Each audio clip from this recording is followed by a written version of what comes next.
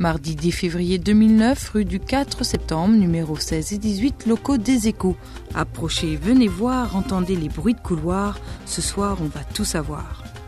Il nous semblait essentiel de pouvoir avoir dans ce pays un portail éditorial sur la franchise et le commerce organisé. Notamment une information pour des publics de cadres qui ont une demande, une appétence sur tout ce qui peut être entrepreneuriat en matière de franchise.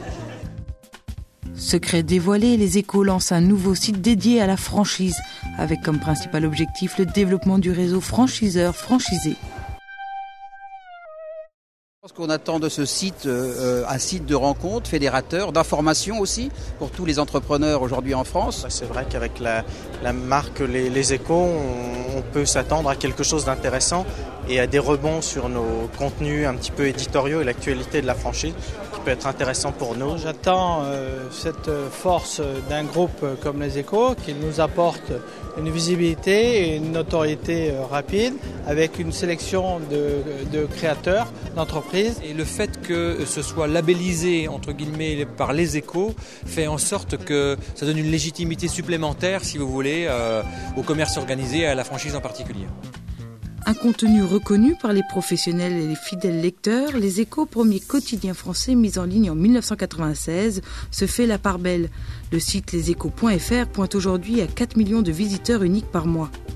Donc voilà, un groupe comme Les Échos, pour nous, c'est effectivement un merveilleux partenaire pour parler de la franchise et pour mettre en avant ce principe de création d'entreprise. La présentation nous a permis de découvrir un outil assez complet de gestion des fiches d'un franchiseur et même de sa communication vis-à-vis de ses franchisés existants. Ça manquait même peut-être un petit peu à la franchise pour élever un petit peu le débat clairement sur la franchise qui est un secteur économique qui est non seulement en pleine expansion mais qui est peut-être en ce moment le seul secteur porteur compte tenu des circonstances économiques qu'on subit en France.